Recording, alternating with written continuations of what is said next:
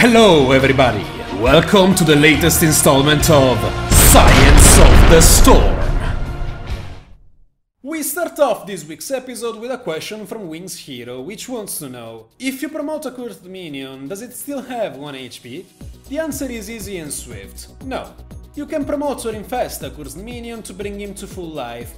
The affected target will also gain the benefits of the spell it is under, dealing extra damage to the enemy minions.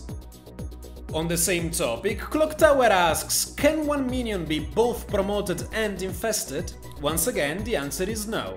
You can see that I am trying to promote an already infested minion, but the cursor turns into a red crosshair and I am not able to target it.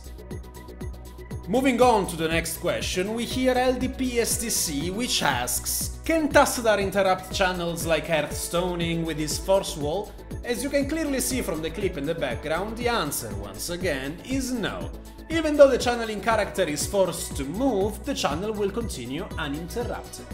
This next one is from my trusty assistant himself, Tiwaz, and he wanted to test if blinds still apply to Zagara's summons.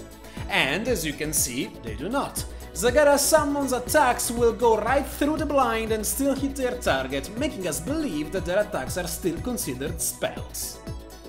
Borsky sent me a couple of very interesting questions, and for this episode we take a look at his doubts regarding the unstoppable state. How does it interact with Shrink Ray, and will Jaina still be able to crit her target if it is made unstoppable?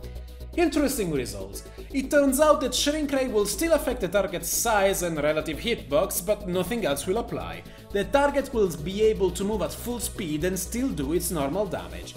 A different thing can be said about Jaina's trait. Even though the unstoppable target will be able to move at its full speed, the frostbite effect is still considered on them, as you can tell by the snowflakes surrounding them, and Jaina will still land her critical hits. Next question comes in from Lai.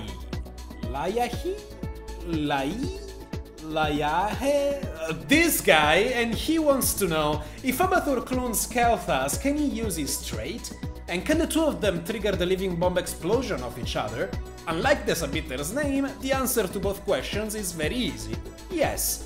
As I copy Kel'Thas, I see an immediate cooldown starting on Verdant Spheres, but once it is over, I am able to use the trait to empower my spells. And as the Kel'Thas marks an enemy with Living Bomb, I am able to force the explosion by applying one myself. And to close off this week's episode, we hear Borsky once again with another Johanna related question. How does the Roaring Maw interact with Falling Sword? The two spells simply won't interact with each other. The Maw will not affect the Crusader at all, if not for moving her slightly to a side of the spell once she lands. This concludes today's episode of Science of the Storm. A huge thanks goes to Vaanp for helping me out with some tests this week. If you would like to see yourself featured in a future science episode, or if you would simply like to hang out with me, you can join my chat channel on the EU server by tapping /join SunGlare in-game. As always, you can find the link where you can submit your questions on the screen and in the description box below. You can also check out my rank 1 gameplay videos by clicking the annotation that's on the bottom right of your screen right now.